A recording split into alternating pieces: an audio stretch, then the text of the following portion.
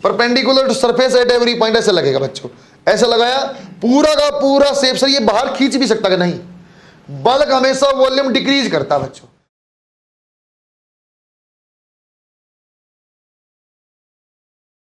बच्चों ये अच्छा सा छोटा सा टॉपिक है, सवाल बनता बेटा यहां से भी, फ्लूइड बहुत बड़ा टॉपिक बनेगा इससे, सॉलिड छोटा सा टॉपिक आसान सा, इसको मैं ऐसे पढ़ाऊंगा आपको बच्चों, थोड़ा सा एक बार बेसिक इंट्रोडक्शन, फिर एक साथ 3 स्ट्रेस, एक साथ 3 स्ट्रेन, एक साथ 3 कांस्टेंट, सही है क्या, और पैरेलल सीखते हुए चलना चीज़ों को, आसान चीज़ें।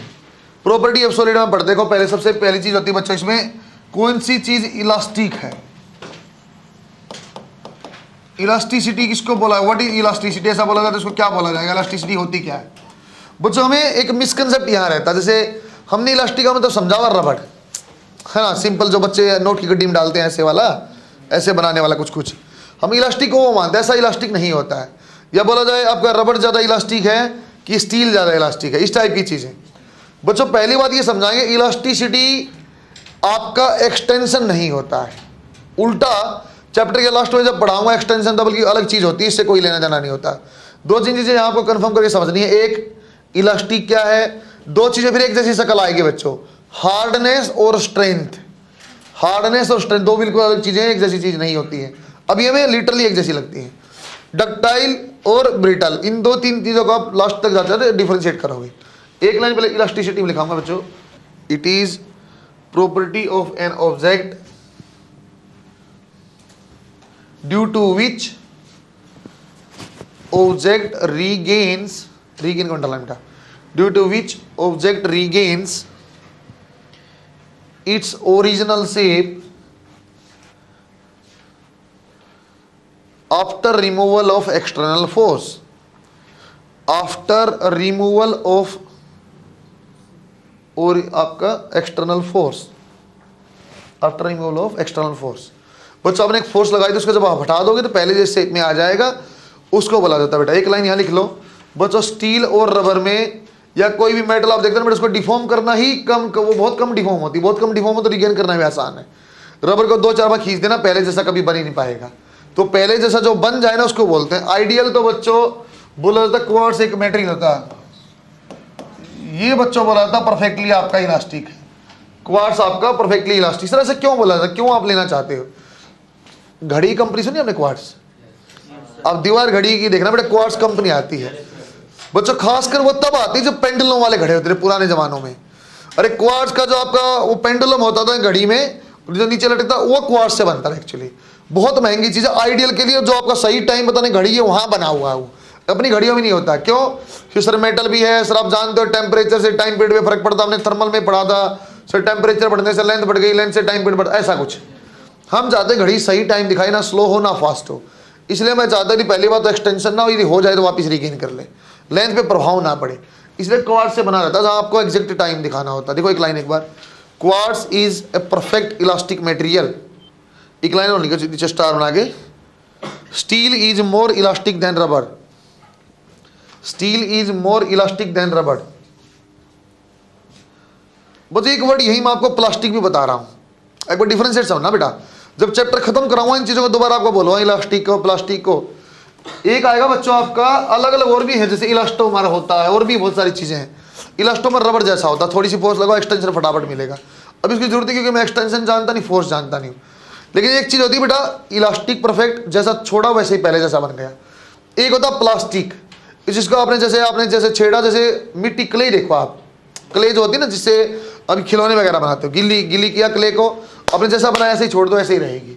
और जैसा छोड़ा वैसे पहले जैसा बिल्कुल भी रिगेन नहीं करता है, उसको बोलते हैं प्लास्टिक। आपने फोर्स लगाई, डिफॉर्म किया, ज्यादा डिफॉर्मेशन दी, वैसी एज इट इज रह जाएगी, उसको क्या बोल देंगे बेटा हम, सर ये परफेक्टली प्लास्टिक है। उसका एग्जाम्पल था बेटा वैक्स, वैक्स जैसा छोड़ कैसे रह जाता है। एक चीज होती है बच्चों इलास्टोप्लास्टिक, अपने की जरूरत नहीं है, ऐसे बताइएगा होती है बेटा इलास्टो, अब नाम समझने लग जाओ। इलास्टिक मतलब पूरी रिगेन, प्लास्टिक मतलब जैसी थी ऐसी छोड़ दी। इलास्टोप्लास्टिक कैसा हो जाएगा, कुछ तो रिगेन करे, कुछ नहीं कर पाएगा, रबर जैसी चीज उसमें आ जाती है। और बहुत सारी जो आइडियल प्लास्टिक आपकी आइडियल इलास्टिक नहीं, सब उसी में आती है। लिखो बेटा प्लास्टिक और लिखो प्लास्टिसिटी, प्लास्टिसिटी ये आपकी इलास्टिसिटी थी बेटा, एक लिखो plasticity, it is property object due to which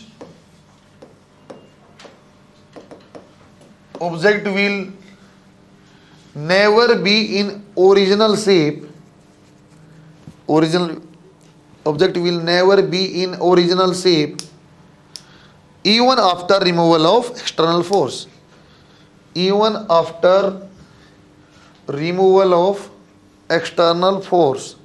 example आएगा बेटा इसमें वैक्स और आपकी वेट क्ले।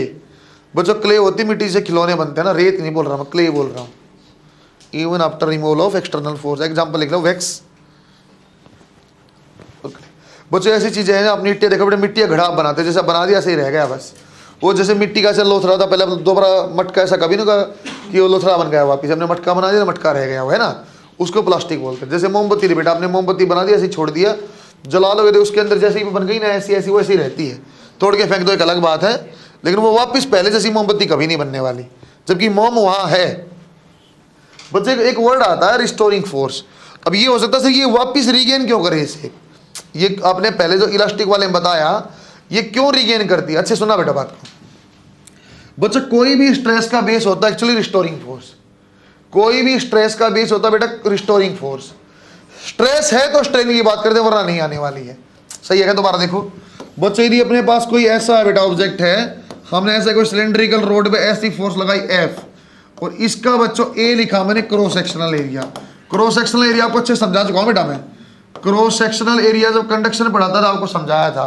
फ्लो की डायरेक्शन देख लो, फ्लो की डायरेक्शन में परपेंडिकुलर एरिया क्रॉस सेक्शन बोला जाता। मैंने वहां बोला भी था बेटा फ्लूइड में भी काम आएगा, इसमें भी काम आएगा, और फिर बाद में करंट इलेक्ट्रिसिटी हर जगह काम आता है। तो यहाँ भी क्या सर, हमने फोर्स लगाई, फोर्स जिसके परपेंडिकुलर लगती है उसको क्रॉस सेक्शनल एरिया बोलते हैं बच्चों। तो आपने ऐसा इस जैसा बेटा सामने आपने फोर्स लगाया, ऐसे खींचा, तो जो ये एरिया ये क्रॉस सेक्शनल एरिया। बच्चों दोबारा देखो सर, ये फोर्स जब लगती है, आपने पढ़ा था ऐसा स्ट्रेस तो एफ बाई है, अरे हमने पढ़ा था ऐसा एफ बाई, मैं भी ऐसे ही पढ़ाऊंगा। रिस्टोरिंग फोर्स क्या सी, जैसे हमने कुछ आगे लगाया तो बेटा कुछ रेजिस्टेंस, यदि ये आपकी इलास्टिक ऑब्जेक्ट है, इसके अंदर कुछ रेजिस्टेंस ऐसा ऐसा कुछ कुछ आपका उत्पन्न होने लग जाता है। ये शेप को आगे ले जाना चाहता, चेंज करना चाहता, एक्सटेंशन करना चाहता, लेकिन अंदर वाली फोर्स जो बेटा इसको रजिस्ट करने लग जाती है। इसको इसलिए बोला जाएगा बेटा, जब भी मैं स्ट्रेस बोलूंगा, total resisting force divide by area, उसी को लिखता हूं मैं एफ बाई ए है। क्या सर सुनते रहना अच्छे से बच्चों बात को, कंसेप्ट है बढ़िया। बच्चों आपने ऐसा सुना होगा स्ट्रेस मतलब एफ बाई ए, सही है सर, गलत नहीं है, लेकिन मैं डेफिनेशन में ऐसा लिखवाऊंगा total resisting force divide by area. Sir resisting force का कोई फॉर्मूला वैल्यू होती है? नहीं। रजिस्टिंग फोर्स कौन सी चीज है बच्चों, जब आपने आगे एफ से खींचा, कोई फोर्स रोकने लग जाए खींचने से, तो ये रजिस्टिंग फोर्स। क्या इनका जोड़ एफ के बराबर होता? नहीं बच्चों, यहां से जो 3L/4 पे आप जाओगे तो यहां जाके पूरा एफ के बराबर होता रजिस्टिंग फोर्स। तो यहां नहीं होता, नहीं होता। वो इतनी कहानी तो पर अपनी इंजीनियरिंग की आ जाती, लेकिन हम तो बेटा यही मान लेते हैं सर, जो रजिस्टिंग फोर्स वो एफ के बराबर ही है, या मैं इतनी दूर पे ही बात कर रहा हूं। तो स्ट्रेस को इसलिए मैं एफ बाई ए यूज करता हूं, अदरवाइज डेफिनेशन होती है total resisting force divide by area. बस मैथमेटिकली न्यूमेरिकली यूज करने के लिए मैं बेटा उसको क्या कर लूंगा, एफ बाई ए मान के सोल्व करूंगा। सही है क्या? रिस्टोरिंग फोर्स या रजिस्टिंग फोर्स को बोलते हैं बेटा। नाम भी दिख रहा है बच्चों, रीस्टोर। ऐसा पहले स्प्रिंग के लिए आया था, स्प्रिंग के लिए जैसा स्प्रिंग ऐसे ही बनाना चाहते हैं, इसलिए रिस्टोरिंग फोर्स नाम बोला था। रिस्टोरिंग फोर्स में एक लाइन लिखो पहले, it is internal force produced in an object, it is internal force produced in an object due to which object will try to regain its original shape, due to which object will try to regain its original shape. बच्चा ऐसे ही मैं आपको बताया बेटा, ये शुरुआत में जितना एफ के पास होता है वहां इतनी रजिस्टिंग फोर्स नहीं होती है, इसलिए बच्चों इसका प्रैक्टिकल एग्जांपल भी आप देख सकते हो। किसी इसका प्रैक्टिकल एग्जांपल कैसे देखा जा सकता है, रबर का एक्सटेंशन आपको डायरेक्ट दिखता है बेटा, रबर आप डायरेक्ट देख सकते हो। तो रबर को आप काट के सीधा कर लेना, सीधा कर खींचने लग जाना, यहाँ से आप बांध देना, खींचने लग जाना। तो जब यहाँ खींचोगे ना बेटा, यहाँ मान लो बेटा ये आपका 2 सेंटीमीटर और यहाँ भी नीचे 2 सेंटीमीटर लास्ट में, तो पहले वाले 2 सेंटीमीटर में ज्यादा एक्सटेंशन होता है, यहाँ कम होता है। क्यों सर? यहाँ रिस्टोरिंग फोर्स एफ पूरी की पूरी एफ के बराबर नहीं होती, लेकिन लास्ट में जाते जाते बढ़ती जाती है। इससे 0.75 0.8 पे जाके पूरी एफ के बराबर हो जाती है रिस्टोरिंग फोर्स या रजिस्टिंग फोर्स। इसलिए बेटा यहाँ पे चेंज कम होता है हमेशा, और आगे वाले एंड पे हमेशा चेंज ज्यादा होता है। सही है क्या? फिर भी मैथमेटिकली बच्चों उसको मैं एफ के बराबर लेता हूँ, अपने को इतना डिटेल की जरूरत नहीं पड़ेगी। आप लिखो बच्चों स्ट्रेस। बच्चों जैसे मैं बनाऊंगा स्ट्रेस, आपको ऐसे ही बनाना है, एक बार यहां समझ लो आप। बच्चों ऐसे लिखूंगा मैं, एक बार स्ट्रेस, एक बार स्ट्रेन, और ऐसे एक बार इलास्टिक कांस्टेंट में लिखूंगा बच्चों। कोई चीज होती है, स्ट्रेस को मैं जब डिफाइन करता हूं ऐसे बनाएंगे 3 हिस्से में, 3 टाइप की स्ट्रेस आपको पढ़ाऊंगा बच्चों। तो स्ट्रेस में आप पहले एक डेफिनेशन लिख दो सिंपल, स्ट्रेस है क्या? It is ratio of total restoring force to area. बच्चों मैं जानबूझ के ना यहाँ पे क्रॉस सेक्शन एरिया लिखवा रहा, total resisting force to area, बस यहाँ छोड़ दो। यूनिट क्या हो जाएगी बेटा? न्यूटन पर metre square, same as that of pressure. आप चाहो तो डायमेंशनल फॉर्मूला भी आ जाएगा। अब यहाँ देखो बेटा एक बार आप बच्चों, स्ट्रेस 3 टाइप की होती है बेटा। एक स्ट्रेस होती है बेटा नॉर्मल स्ट्रेस, एक आएगी बच्चों नॉर्मल, अच्छे सुन लेना बेटा बात को ढंग से। एक आएगी नॉर्मल स्ट्रेस बच्चों। नॉर्मल स्ट्रेस ऐसी होती है, यदि यहाँ आपने एफ ऐसे लगा रखा है सर, आपका यदि एरिया के नॉर्मल, ये कौन सा बेटा? ए, यहाँ आप लोगे cross sectional area, cross sectional area. तो बच्चों इसको सिग्मा से ऐसे लिखते हैं, इसकी आ जाएगी F divide by A. Force आई कौन सी? सामने अप्लाइड वाली। किसके? एक्चुअली एफ नहीं होता बेटा, रेजिस्टिंग फोर्स के बराबर लगी, यहाँ जाके एफ के बराबर, हम मैथमेटिकल एफ ले लिया। ए कौन सा लेना बेटा? हमेशा cross sectional area. Cross sectional area कौन सा आएगा? जो सर एफ के परपेंडिकुलर हो, जहां फोर्स लगेगा उसके परपेंडिकुलर। इसलिए इसका नाम भी है बच्चों, इसलिए इसका नाम भी बेटा नॉर्मल। सही है क्या? इसका नाम इसलिए नॉर्मल है कि आपको एरिया जो लेना हो, फोर्स और एरिया में एंगल हमेशा 90 डिग्री लेना है। एक आपके पास होती है बच्चों 10, आपके पास होती है सीयर, एक होती है बच्चों सीयर स्ट्रेस, इसी को बच्चों आप टेंजेंशियल स्ट्रेस भी बोलते हो। शीयर का मतलब होता है काटना, शीयर का मतलब होता है कट करना, लिख भी देता हूं, इसका मतलब होता है काटना। जहां भी आप काटोगे बच्चों, तरबूज भी काटते हो सीयर लगाते हो। इस पेन को मैं काटना चाहता हूं, सीयर लगता बच्चों। ये आप लगा भी अंदाजा लगा पाओगे, ऐसे चाकू रखा है ऐसे काटने लगे, ये क्रॉस सेक्शनल एरिया था, देखो ऐसे फोर्स लग रही है एरिया के पैरेलल। पहले कहते बेटा एरिया के परपेंडिकुलर, कैसी है? एरिया के पैरेलल। यदि मैं यहाँ कुछ बनाऊं, तो यदि बच्चों मेरे पास ऐसा कोई ब्लॉक रखा हुआ 3 डायमेंशन से बनाए बच्चों नीचे, तो यदि बच्चों अपने पास यहाँ कोई आप इस टाइप से फोर्स लगाते हो, यहाँ ऐसे फोर्स आप लगाते हो, ये मान लिया बेटा एल है, ये मान लिया बच्चों बी है, और ये एच है। जानबूझ के आपको मैं 3D से बता रहा हूँ, कंसेप्ट क्लियर। आपको एरिया कौन सा लेना है? यदि बच्चों आपने ऐसा एफ लगाया, सामने बॉक्स रखा, आप ऐसे धकेल रहे हो, है ना, बॉक्स रखा पूरा मेटल का, आप ऐसे धकेलते हो, एंगल से ना मैं सीधा से धकेल रहा हूँ बेटा ना, बिल्कुल हॉरिजॉन्टल ऐसे धकेला। सर कौन सा एरिया? सर ये वाला एरिया आपको लेना है, ये एल और बी। सर ये तो यदि आपकी फोर्स ऐसे लगती तो फिर अलग कहानी थी। कौन सा एरिया मिल लिया बेटा? टेंजेंशियल वाला एरिया। तो यहाँ पे स्ट्रेस का शीयर को टॉ बोल देते हैं बेटा, टॉर्क जैसा, एफ डिवाइड बाई ए। यहाँ भी वही है, लेकिन एरिया कौन सा आएगा बच्चों? यहाँ L into B. Sir height ही लेकिन ना, एरिया समझ पा रहे? 2 कौन से हैं? यदि टीवी का डिब्बा बड़ा सा बॉक्स रखा हुआ है ना, उसकी बच्चों ये ऐसे लंबाई आपके पास, ऐसी लंबाई एच और ऐसे ऊंचाई एच। यदि मैं ऐसे धकेलता, उसको ऐसे धकेलूंगा तो 2 एरिया संभव है। ऐसा धकेल रहा हूं, एक एरिया तो ये जिसके ऐसा आपका परपेंडिकुलर फोर्स लगी हुई, सर ये क्या था आपका बी, ये क्या है एच। एक एरिया तो बेटा बी इंटू एच लेता, लेकिन वो कैसा एरिया था? इस फोर्स के परपेंडिकुलर, वो नहीं लेना, वो लेते क्या बन जाता? Normal stress. मैं कौन सा एरिया लेना बेटा? जो पैरेलल है, पैरेलल टू फोर्स, मतलब ऐसे फोर्स लगाई, ये वाला एरिया। ये वाला कौन सा आ गया? सर ये आपका एल और ये आपका बी, वही लिखा। ठीक है क्या? इसमें लिख भी रहा हूं बच्चों, तो आपका एरिया होता है वो पैरेलल टू फोर्स आपको लेना है। इसीलिए बच्चों इसको टेंजेंशियल भी बोला जाता है, इसलिए इसको टेंजेंशियल भी, टेंजेंट पे लगता है, इसे टेंजेंशियल भी बोला जाता है।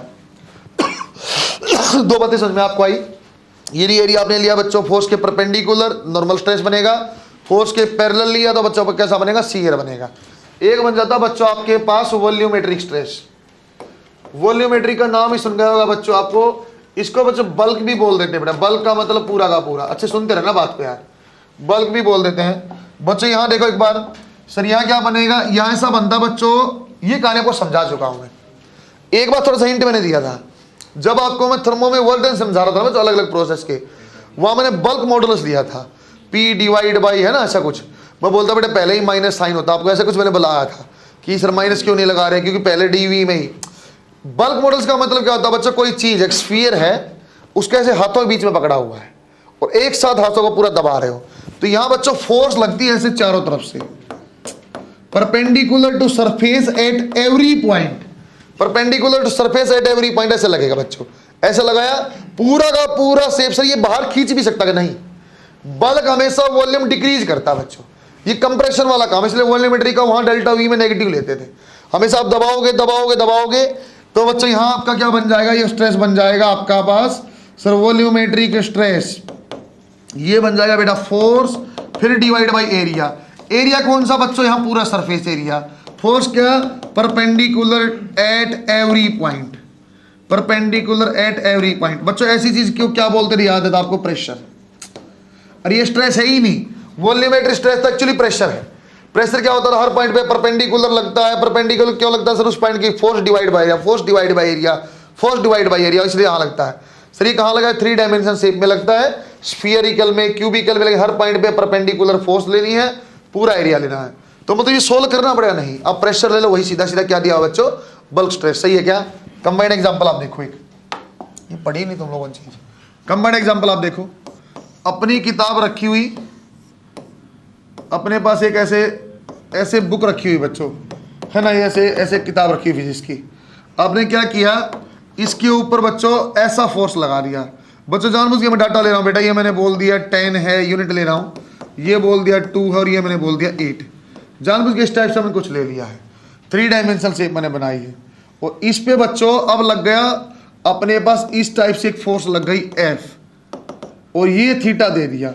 अब मुझे बताइए फोर्स कैसी कैसी इस बुक के ऊपर स्ट्रेस बना सकती है, कहाँ कहाँ किस टाइप की स्ट्रेस लेते हो। बार देखो सर, ये बुक ऐसे रखी है, मैं जैसे लिख देता हूँ ये भी बात में, ये ऐसी बेटा बुक ऑन टेबल, जैसे किताब अपनी रखी हो ना बेटा टेबल के ऊपर, अभी किताब कॉपी रखी है ऐसे, और उसके ऊपर देखा बेटा एक बार कॉपी, ऐसे कॉपी रखी हुई ऐसी सिंपल, और इसके ऊपर ऐसे फोर्स लगा रखी बेटा। सही है क्या, डायग्राम समझ में आपको आया, 3D है वो, इसलिए ऐसा दिखाई दे रहा है। ये किताब टेबल पे रखी हुई, ऐसा फोर्स लगा हुआ। सर ये क्या क्या कर सकती है, मुझे कुछ दिखाई नहीं दे रहा। तो एक काम कर दो बेटा, इसको मैं ऐसे ब्रेक, अच्छे सुन लेना एक बार, इसको मैं 2 कंपोनेंट ब्रेक कर दिया, एक ऐसा और एक ऐसा। 2 कंपोनेंट ब्रेक करता हूं, एक बार देखो बच्चों, 2 कंपोनेंट मैंने ब्रेक किया बेटा। एक ऐसा कंपोनेंट बन गया F कोस थीटा, और एक ऐसा बन गया बेटा F साइन थीटा। बच्चों देखो सर, ये वाला कैसा लग रहा फोर्स आपका, बुक के ऊपर ऐसे परपेंडिकुलर। तो एक आएगा sir longitudinal F divide by, sir area कौन सा लूंगा, परपेंडिकुलर में ये और ये। सर ये 10 और ये क्या था 8, 10 × 8। सही समझ में आया आपको। F कौन सा बेटा, F साइन थीटा। और सीयर बताना, सीयर सर आपका क्या लग गया, ऐसे बुक रखी रहे, ऐसे धकेल रहा है, F cos theta. Sir area कौन सा लेंगे, सर यही बुक वाला एरिया, और ऐसे धकेलते। टीवी का कौन सा एरिया लेता मैंने, ऊपर वाला पैरेलल वाला एरिया। फोर्स ऐसे लगी, पैरेलल एरिया कौन सा आएगा, सर यही आ जाएगा आपका 10 × 8। बात समझ में आई है। सर दोबारा पूछता हूं बच्चों, ये कंपोनेंट मैंने ऐसे और ऐसे ब्रेक किए थे ना बेटा, ऐसे और ऐसा ब्रेक किया। इस एरिया के लिए ये वाली कैसी बन गई, नॉर्मल स्ट्रेस, और ये वाली क्या बन गई, शियर। बच्चों इसके लिए, इस एरिया के लिए ये वाली फोर्स कैसी बन जाएगी बेटा, नॉर्मल। ये एरिया आप जानते हो, हाँ सर लॉन्गिट्यूडनल क्या बन जाएगा, फिर आप ये लोगे तो यहाँ के लिए सर ये 8 × 2, और कैसी फोर्स लगी हुई बच्चों इस डायरेक्शन में, सर ये आ जाएगी। इसके लिए ये वाला F cos theta will produce normal stress, सही बोला क्या। और F साइन थीटा इसके लिए क्या प्रोड्यूस करेगा बेटा, F साइन थीटा इस सरफेस के लिए कैसा है, टेंजेंशियल। बात समझ में आई क्या। सर आपको एरिया बताएगा बेटा ABCD के लिए बताओ, जैसे मैं इसके लिए बता रहा था आपको, यहाँ ABCD, इसके लिए बच्चों मैंने लॉन्गिट्यूडनल और सीयर बता दिया। यदि आपको कोई बोल दे CDEF के लिए बताओ, CDEF के लिए बताओ, तो इसमें बेटा F cos theta will produce normal stress and F sine theta. Sir F sine theta यहाँ है, आप कैसे, मैंने फिर समझा रहा हूँ, वेक्टर कैन बी ट्रांसलेटेड। सही है क्या, वेक्टर को ट्रांसलेट करेंगे बात बन जाएगी। सही है बच्चों, बनाओ शाबाश। सर ये नहीं समझा रहे क्या, ये समझा दिया प्रेशर होता है। अरे बल्क स्ट्रेस क्या है, सिंपल प्रेशर, हमेशा कंप्रेशन ही काम आता है। बता नहीं, अरे ऐसा होता है तो तुम्हें बाउंडर सवाल पूछ के देखता हूँ, तुम बना पाओगे क्या। उसका मैं एग्जांपल पहले करा चुका हूँ, सेम चीज़ आपको बताई थी लेकिन मैं हटा दिया था वो बता के। ईसबर्ग टेस्ट बेटा अप टू ग्रेविटेशन सारा लेंगे। गुड, ये एग्जांपल आप बनाओ और साथ में सवाल में दे रहा हूँ, क्वेश्चन में दे रहा हूँ बच्चों, ये आप कॉपी कर लेना। देखते हैं आप कितने खतरनाक, देखो डराऊंगा आपको। ऐसा फोर्स लगा रखा बेटा, ठीक, ये प्लेन है, एंगल थीटा दिया हुआ, ए डैश प्लेन है, ए डैश प्लेन के ऊपर जो भी आपका बनेगा शियर या आपका नॉर्मल स्ट्रेस दोनों निकालनी है। ए डैश प्लेन है और ये क्रॉस सेक्शनल एरिया, चलो इसका नाम बदलता हूँ मैं, ए यहाँ कॉमन हो जाएगा, इसको बोल देता हूँ मैं चलो पी, और पी डैश आपका प्लेन है, and A is cross sectional area.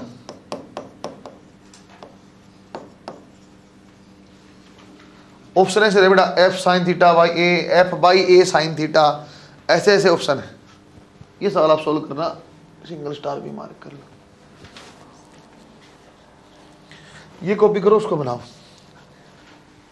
इसके ऑप्शन ऐसे हैं बेटा, अब आए तो आप बता देना, F by A sine theta, F sine theta by A, F sine square theta divide by A, F by A sine square theta, ऐसे ऐसे ऑप्शन है।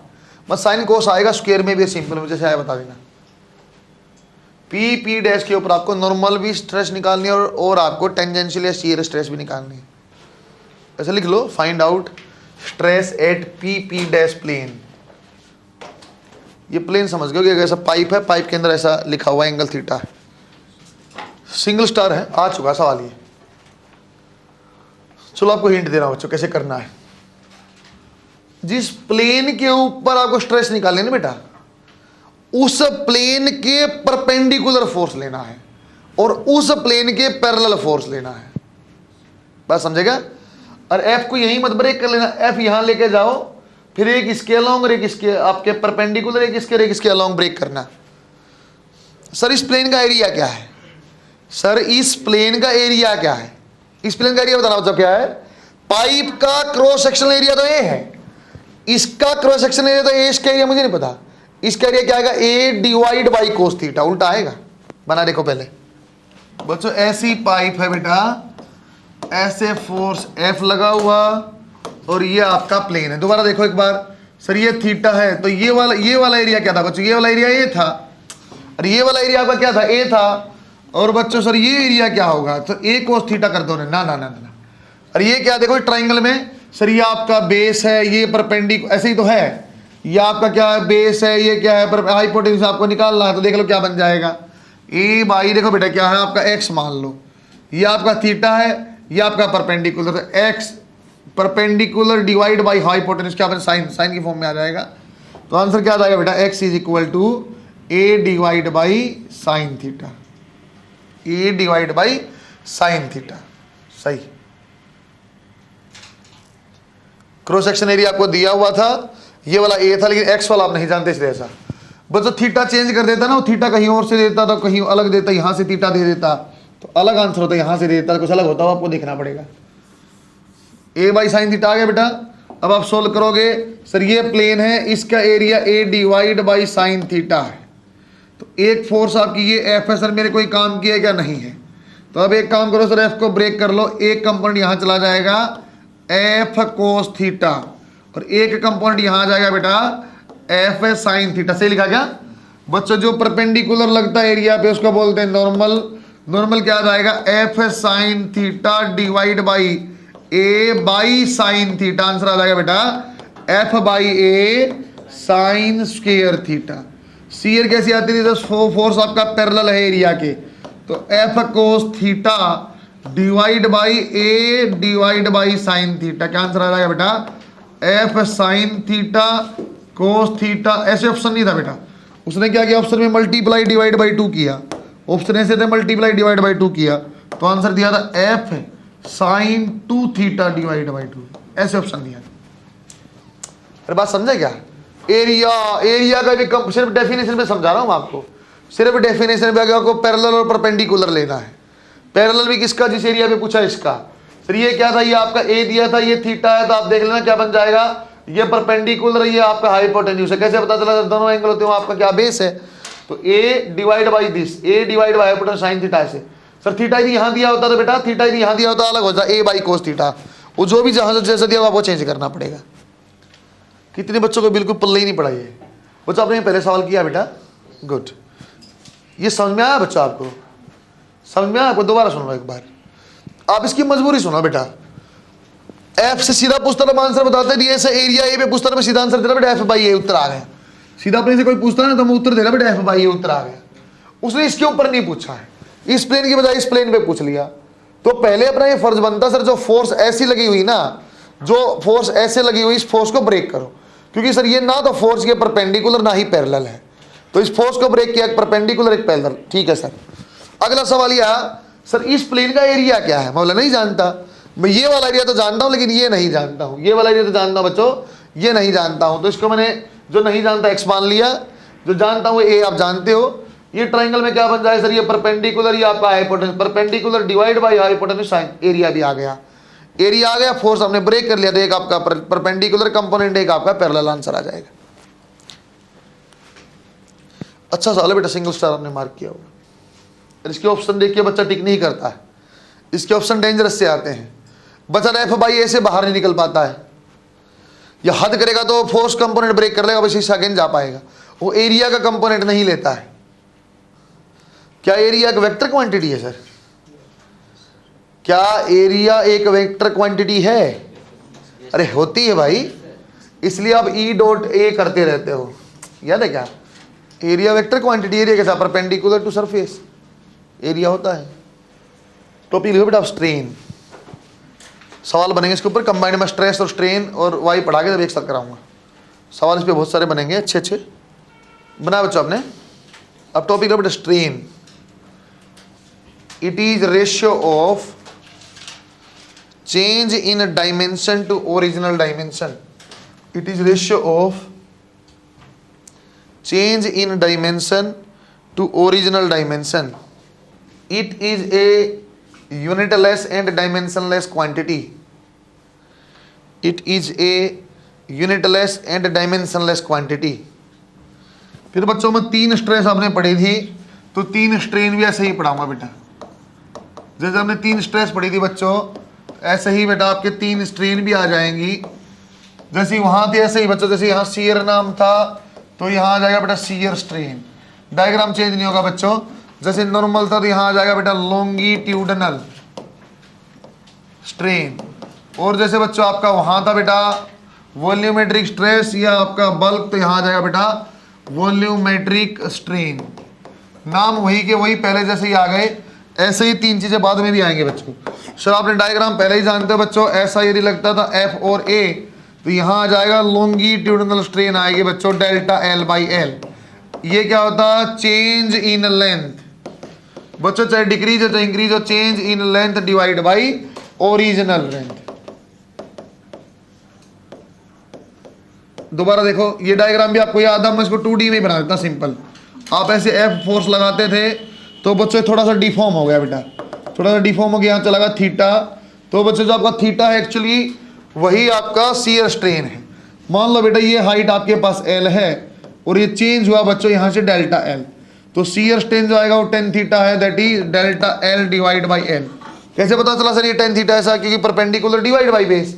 बच्चों मैं जानता हूँ as theta is small, theta जब स्मॉल होता तो टेन थीटा और थीटा क्या होते थे बेटा बराबर, आपको याद होगा, ये भी याद है क्या आपको? When theta was small sine theta almost equal to tan theta almost equal to आपका थीटा। थीटा किसमें? रेडियन में लेते थे, याद होगा आपको, बेसिक मैथ्स में समझा रहा। कोस थीटा वैल्यू क्या थी बेटा जब थीटा स्मॉल हो? कोस थीटा 1, वही यूज किया। साइन आपका टेन थीटा, क्योंकि मैं बात कर रहा हूँ सॉलिड की। सॉलिड में आप जब डिफॉर्मेशन करते हो स्लाइटली डिफॉर्म होगा, स्लाइटली डिफॉर्म है, थीटा वेरी स्मॉल है। थीटा लेना किस में पड़ेगा? डिग्री में नहीं लेना भाई, रेडियन में लेना है। सही है बेटा, यदि यहाँ 30 डिग्री है तो 30 के इक्वल ना कर देना, आंसर नहीं आएगा, तो आपको चेंज करना पड़ेगा। वॉल्यूमेट्रिक स्ट्रेन फिर ऐसी चीज है बच्चों, आपको मैं बता 3 डायमेंशन होती है, तो वॉल्यूमेट्रिक स्ट्रेन भी आ जाए change in volume divide by volume. बच्चों ये हमेशा नेगेटिव आती है, तो इसलिए वॉल्यूमेट्रिक स्ट्रेन में पहले ही माइनस साइन लगा रहता है। ये आपको बताया भी था मैंने, हमेशा कंप्रेस होता है, तो कंप्रेस होगा तो मैं जानता हूँ चेंज इन वॉल्यूम पहले ही नेगेटिव आएगा, तो इसलिए माइनस लगा रहता है कि स्ट्रेन की वैल्यू ऐसे आ जाए 0.2 0.01 ऐसी वैल्यू आ जाए, इसलिए पहले ही माइनस लगा रहता है। सर यहाँ प्लस माइनस, हाँ लॉन्गिट्यूडिनल स्ट्रेन आपकी पॉजिटिव भी हो सकती है नेगेटिव भी हो सकती है, डिपेंड करता है आपने आगे खींचा है, यदि टेंसाइल है खींचा है तो आपका क्या आ जाएगा सर? डेल्टा एल पॉजिटिव, दबाया तो डेल्टा एल क्या आ जाएगा? नेगेटिव। उसमें कोई दिक्कत नहीं, लेकिन ये आपको पॉजिटिव लेना बना। शाबाश। यही की एक लाइन और समझाऊंगा आपको, ये बहुत बहुत बढ़िया टॉपिक है। मैकेनिकल इंजीनियरिंग में 2 साल इसके ऊपर सब्जेक्ट पढ़ते हैं, जो इतना बेकार सी चीज़ यहाँ लगता है सबसे, मतलब ये EMV और ये सबसे घटिया चीज़ लगती है, लेकिन इस बार इससे सवाल आया हुआ था, सवाल यहाँ से बनता है, सवाल इसके ऊपर बहुत आसान बनते हैं, सिर्फ आपको एरिया सेलेक्ट करना आ जाए आंसर आ जाएगा।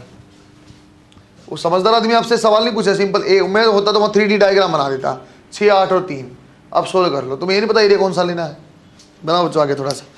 बेटा एक चीज़ की और थोड़ा क्लैरिफिकेशन देता हूँ। एक होती बेटा सिंपल स्ट्रेस, आपने स्ट्रेस स्ट्रेस स्ट्रेस बोला, एक होती स्ट्रेंथ, एक होती बच्चों स्ट्रेंथ। क्या स्ट्रेंथ कोई अलग चीज़ नहीं, स्ट्रेस ही है। मैक्सिमम स्ट्रेस की वैल्यू को स्ट्रेंथ बोला हुआ है।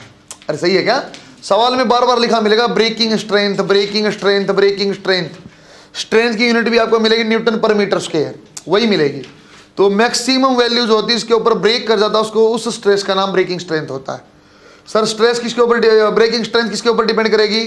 सिर्फ नेचर ऑफ मटेरियल, किस चीज से बना हुआ है। सर स्ट्रेस किसके ऊपर डिपेंड करती है? लोड अप्लाइड पे भी करती है। अरे स्ट्रेस किसके ऊपर करती है? लोड अप्लाइड के ऊपर भी। दो चीजें अलग है। सर स्ट्रेस तो मैं 2 न्यूटन लगाऊंगा तब भी स्ट्रेस है, 1 न्यूटन लगाऊंगा तब भी स्ट्रेस है, 10 न्यूटन लगाऊंगा तब भी स्ट्रेस है। स्ट्रेंथ सिर्फ एक पॉइंट है, जहां टूटने वाला हो उस टाइम पे जो स्ट्रेस है उसका नाम स्ट्रेंथ है। सही है क्या? एक लाइन आप लिखो बेटा, ब्रेकिंग स्ट्रेंथ। यही डिफरेंशिएट सा करूंगा मैं आपको। Breaking strength, it is value of stress, it is value of stress just before breaking an object, before breaking, टूटने से पहले, ब्रेकिंग एन ऑब्जेक्ट, टूटने से पहले जो होती है स्ट्रेस। बच्चों एक बार यहां देखो बेटा, अच्छे समझा रहा हूं बच्चों। दो चीजें आपको कंफ्यूज कर सकती हैं बेटा। एक चीज आपको दिखाई देगी स्ट्रेस किसी भी टाइप की हो, एक चीज होती है बेटा स्ट्रेंथ। स्ट्रेंथ का ऐसे तो मैं डेफिनेशन से समझा रहा हूं, बाद में इसको मैं कैरेक्टरिस्टिक ऐसे बता दूंगा आपको। बजरी का बोलता स्ट्रेस किसके ऊपर डिपेंडेंट है? सर ये आपके ऊपर लोड अप्लाइड के ऊपर भी डिपेंड करती है, कितना लोड आप लगाते हैं उसके ऊपर। अरे तभी तो एफ बाई आप बोल रहे हो, लोड अप्लाइड पे भी है। सर ये लोड अप्लाइड पे भी करती है। Nature of material, nature of material का मतलब कौन सा मटेरियल है उसके ऊपर भी निर्भर करती है, डिपेंड करती है। सर ये टेम्परेचर के ऊपर भी और इम्प्योरिटी के ऊपर भी, इम्प्योरिटी के ऊपर भी करती है। लेकिन जो स्ट्रेंथ है बेटा, स्ट्रेस क्या होती है? एक ये चीज है, मान लो बच्चों ये जब टूटती है जिसके ऊपर लोड लगाता हूं मैं 200 न्यूटन तब टूटता है। लेकिन देखो स्ट्रेस कब आएगी? 1 न्यूटन तब भी स्ट्रेस है, 2 न्यूटन तब भी स्ट्रेस है, 5 न्यूटन तब भी, 15 न्यूटन तब भी। सर ऐसा फोर्स होगा जब टूट जाए 200 न्यूटन तब भी कोई स्ट्रेस है। हाँ सर, उस पॉइंट की स्ट्रेस का नाम ही स्ट्रेंथ है। उससे पहले स्ट्रेंथ नाम नहीं था, उससे पहले क्या नाम था? स्ट्रेस। स्ट्रेस स्ट्रेस स्ट्रेस तो 0.1 न्यूटन पे भी थी, लेकिन स्ट्रेंथ सिर्फ एक जगह, कब? जब ये टूटेगा। तो स्ट्रेंथ किसके ऊपर डिपेंड करती है? सिर्फ इन 3 चीज के ऊपर। क्या लोड अप्लाइड पे करती नहीं है? एक वैल्यू होती फिक्स। कोई मुझे बोल रहा है कॉपर है, कॉपर की रोड है, इसकी स्ट्रेंथ मान लो बच्चों ऐसा बोल दिया मुझे 2 × 10⁵ न्यूटन पर मीटर स्क्वायर। यूनिट दोनों की सेम है बच्चों, इन दोनों की बच्चों यूनिट दो सेम होती है, न्यूटन पर मीटर स्क्वायर। तो ये कंफ्यूजन मत ना, स्ट्रेस ही स्ट्रेंथ है कि ना। स्ट्रेंथ सिर्फ एक पॉइंट है, मटेरियल डिपेंडेंट है। कॉपर की स्ट्रेंथ बताओ इतनी है सर। सर ये बताओ कॉपर कितनी डिग्री पे, तापमान पे डिपेंडेंट, इंप्योरिटी पे डिपेंडेंट है, मटेरियल के नाम पे डिपेंडेंट। क्या फोर्स पे डिपेंडेंट नहीं? फोर्स पे तो 0.1 0.2 डिपेंडेंस मतलब पता क्या होता है बेटा? जो हर वैल्यू पे चेंज हो। स्ट्रेंथ हर वैल्यू के लिए चेंज नहीं होता। 0.1 पे एक अलग स्ट्रेस है, 0.2 पे अलग है, 1 न्यूटन पे अलग है, 2 न्यूटन पे अलग। ऐसा तो आप लिख लेना, strength does not depend on, लिखो नीचे, strength does not depend on load applied but, या वैसे लिखना चाहते ऐसे लिख लो बेटा, strength does not depend on load applied but stress depends on applied load. किसके ऊपर डिपेंडेंट है बेटा? स्ट्रेंथ, नीचे एक लाइन लिखो, strength depends on nature of material comma temperature. Strength depends on nature of material comma temperature and impurities. सामने लिखा बेटा, strength depends on nature of material comma temperature and impurities. सही बच्चों, एक चीज मैं आपको समझाया स्ट्रेस, एक समझाया स्ट्रेंथ। स्ट्रेस का फॉर्मूला है बेटा F/A डिपेंड करता है एरिया कौन सा लेना है, और बल्क वाले में कुछ सोचना ही था, प्रेशर ही आपका स्ट्रेस होता है। जब स्ट्रेन आपने निकाला बेटा ΔL/L, यदि पॉजिटिव तो पॉजिटिव पुट करेंगे, नेगेटिव तो नेगेटिव पुट करेंगे। शियर वाले में थीटा निकालना, जो थीटा निकलेगा वही आंसर आएगा। सही है क्या? और वहां पे बच्चों change in volume divide by volume, लेकिन माइनस साइन लगा के रखना पहले। आगे एक चीज और आ जाती है बेटा, इन तीनों चीजों का रेशियो लेने को भी एक खास बात बनता है। टॉपिक आप लिखो, हुक्स लॉ।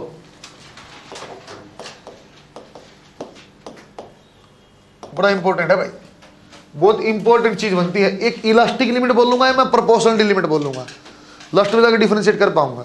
हुक्स लॉ ऐसा मत बोल देना इलास्टिक लिमिट तक वैलिड है, नहीं होता है। Hooke's law is valid only up to proportionality limit.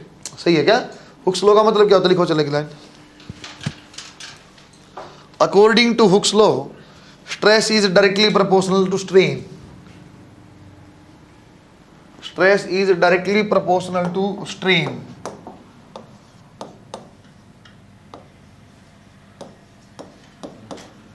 नीचे एक पॉइंट लिखो, it is valid only up to proportionality limit. It is valid only up to proportionality limit.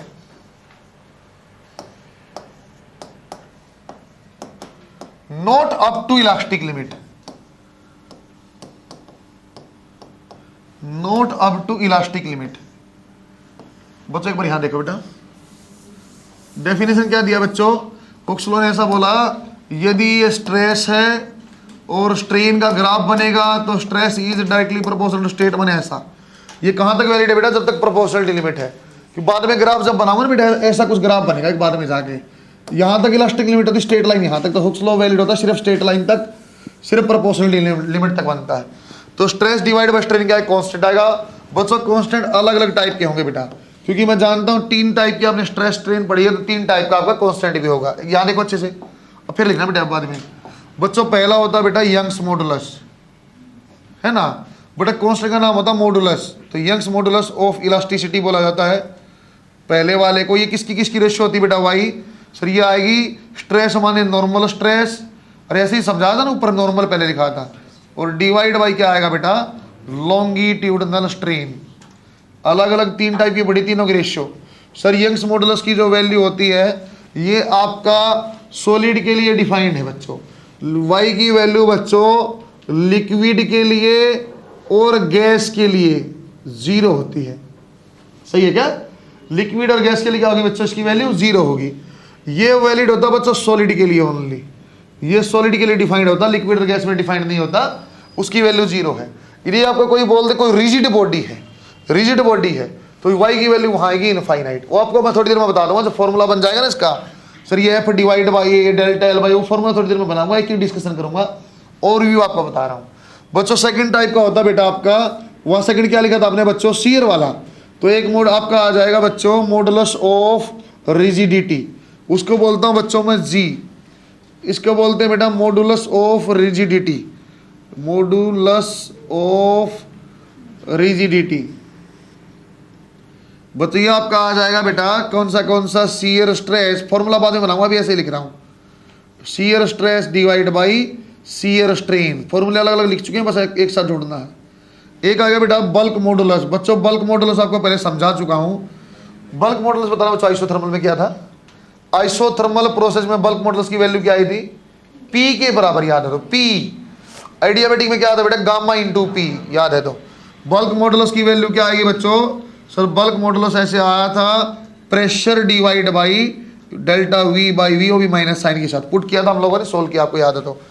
इस टाइप से आपका बन जाएगा बच्चों अलग अलग बल्क मॉडुलस। बच्चों सब में वैलिड है बेटा, ये सॉलिड का भी होता है बच्चों, ये गैस का भी, आइडियल गैस में हमने पढ़ा भी, और ये लिक्विड का भी होता है, तीनों का आएगा। पहले वाले जो दोनों बच्चों इस सॉलिड के लिए ही हैं, ये बच्चों लिक्विड और गैस में डिफाइंड ही नहीं है, लिक्विड और गैस में डिफाइंड नहीं है पहले दो, तीसरा तीनों भी डिफाइंड है, बल्कि ये तो मैं आपको बता भी चुका हूं गैस में ऐसा होता है। सही है क्या, एक टर्म और आई थी आपको याद होता है, यहाँ लिखने की जरूरत नहीं है, आपको समझा था बच्चों वहीं के वहीं मैंने, कंप्रेसिबिलिटी, याद आपको, भूल गए हो। अरे जैसे मैं बल्क मॉडुलस बता दो, उसके नीचे समझा दो बेटा, इसका उल्टा कर दो, कंप्रेसिबिलिटी बन जाती थी, बना इसको अलग अलग पढ़ाऊंगा आप। ओवरव्यू आपको दिया मैंने, ये सिर्फ और सॉलिड के लिए, ये सॉलिड के लिए, ये तीनों के लिए। लिक्विड और गैस में इसकी वैल्यू भी 0, इसकी वैल्यू भी लिक्विड और गैस में 0 है, नॉट डिफाइंड है, किसके लिए, आइडियल के लिए। लिखवाऊंगा नीचे, बनाओ बच्चों, इसके अलग अलग फॉर्मूले रट्टा नहीं मारने आपको, इसलिए मैं इसे समझाया एक बार। नॉर्मल, शियर, बल्क या वॉल्यूमेट्रिक, फिर आपकी लॉन्गिट्यूडनल स्ट्रेन उसके नीचे, फिर शियर स्ट्रेन, फिर वॉल्यूमेट्रिक, उन सब की रेशियो लेते गए ये बनते गए। अब मैं आपको सीधे सवाल कराऊंगा, आज सिंपल रिलेशन में छोड़ रहा हूं, कराते मैं इसके 8-9 सवाल ही कराऊंगा डायरेक्ट, इनके रिलेशन और लिख दूंगा बस आज। इसके नीचे जगह तो एक लाइन लिखवा दूं क्या, यंग्स मॉडुलस के नीचे ऐसे एक लाइन। बेटे ये भी लिक्विड और गैस के लिए 0 है ना, ये मॉडुलस ऑफ रिजिडिटी। आपने ईटा लिखा हो सकता है, अरे जी यूज किया गया, इसका कुछ और यूज किया है, हाँ ईटा बनाया होगा, वो एक ही बात, कोई नहीं। यंग मॉडुलस की वैल्यू बेटा इनफाइनाइट भी होती है, रिजिड बॉडी के लिए होती है, रिजिड बॉडी होता है इनफाइनाइट, वो आपको पता भी चल जाएगा, क्योंकि रिजिड बॉडी में डेल्टा एल की वैल्यू 0 आएगी, 0 आएगा तो वाई का वैल्यू इनफाइनाइट आ जाएगा। बना बच्चा आपने, relation between Y G and K, relation between Y G and K. 9/y होता है बेटा 3/g प्लस 1/k। बच्चों ऐसे y की वैल्यू आएंगी, ये आएगा 3k 2g, जब g है तो जुड़ेगा। अच्छा ये पॉइंट रेशियो आपको बताया नहीं, तो चलो लिखवा देते हैं यार, साथ में बता दें। 3g प्लस 1k, y और y आपका बन जाएगा बेटा ये 3k और ये 2g, और 1 प्लस में r और ये 1 माइनस में 2r। r जो होता है बच्चों पॉइजन्स रेशियो है, that is equal to lateral strain to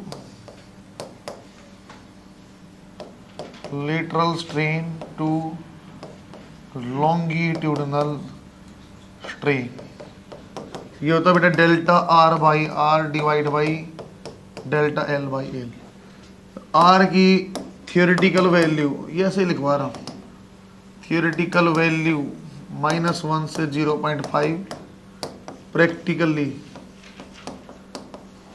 r lies between 0.2 0.5, ऐसा 5 किसी का नहीं होता, कमी उससे। पॉइजन रेशियो समझाऊंगा अच्छे से, भी ऐसे लिखवाया, एक नोटेशन आ गया तो इसलिए मैंने आपको पॉइजन रेशियो बता दिया, वरना जरूरत नहीं, समझाऊंगा इसको अच्छे से। एक सवाल आपको होमवर्क में देता हूं, बस ऐसे ही सिर्फ आप उसको प्रैक्टिस करना शुरू कर देना, 4-5 के फिर मैं करवा दूंगा। आर ऐसे लिखा बेटा, अभी मैं समझाया नहीं आपको, पॉइजन रेशियो कुछ होती है, लेटर स्ट्रेन मैंने समझाया ही नहीं है, ऐसे लिखा नोटेशन यहाँ आर आ गया, इसलिए मैं आपको बता रहा हूँ।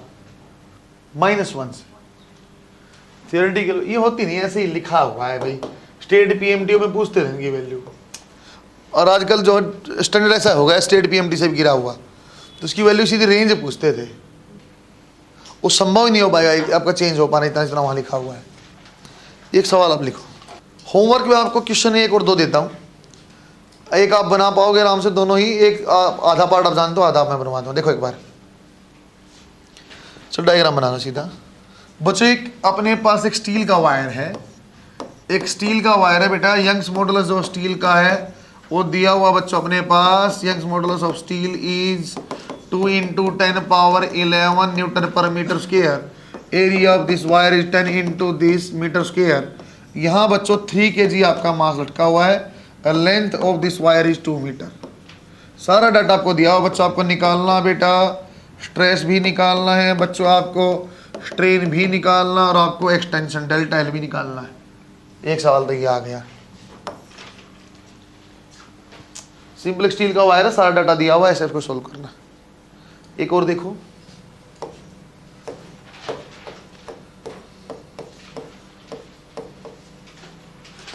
चार किलो है, 3 किलो है, यहां दिखा हुआ बच्चों ब्रेकिंग स्ट्रेंथ, ब्रेकिंग स्ट्रेंथ जो है 2 × 10⁻11 न्यूटन पर मीटर स्क्वायर है। ब्रेकिंग स्ट्रेंथ दिया हुआ R minimum, minimum radius of wire निकालो, minimum radius of wire such that it will not break. मतलब मिनिमम कितना, कम से कम कितनी पतली होगी, इस पे जाकर रुक जाएगा, इससे ज़्यादा भी तो रुक जाएगा। मिनिमम रेडियस आपको वायर की बताने की, इतनी कम से कम इतनी पतली तो होगी, फिर वायर नहीं टूटेगा। मतलब ब्रेकिंग स्ट्रेंथ दिया हुआ है, ये आपका सब वेट दिया हुआ है। सवाल ये बनाना, ऐसा यूनिट में मुझे आपको आंसर देने बेटे, आप जब भी सॉल्व करोगे ना ऐसा यूनिट में आप आंसर दोगे। हिंट दे रहा हूँ, इसी तरह डाटा दिया हुआ बेटा, सीधे सीधे सोल्व हो जाएगा बेटा। आप स्ट्रेस निकालो तो एफ दिए क्या वेट के बराबर, एरिया दिया हुआ है। अब स्ट्रेन निकालो बेटा, यंग्स मॉडुलस दिया हुआ इंटू स्ट्रेस आ जाएगा, strain delta L by L के बराबर होता है, डेल्टा एल आपको निकालना, एल दिया हुआ है। इसमें आपको पहले टेंशन निकालनी पड़ी, टेंशन निकालने पुराने वाला मेथड है, टेंशन निकाल दो बेटा, तो स्ट्रेंथ क्या होता था, स्ट्रेस जैसा ही होता था, मैक्सिमम स्ट्रेस का नाम ही तो था। तो स्ट्रेंथ किसके बराबर आ जाएगा बेटा, यहाँ जब भी आप स्ट्रेंथ आप लोगे तो ऐसे आ जाएगा आपका tension divide by area. Area कौन सा लेना बेटा, वायर का cross section pi R square. अरे वायर कैसा होता है बेटा, सर्कल नीचे से, अरे ये डाउट आएगा एरिया कौन सा ले, एरिया आपका वायर का क्रॉस सेक्शन लेना, that is pi R square. यार आपका आ जाएगा यहाँ से, दोनों बना के देख।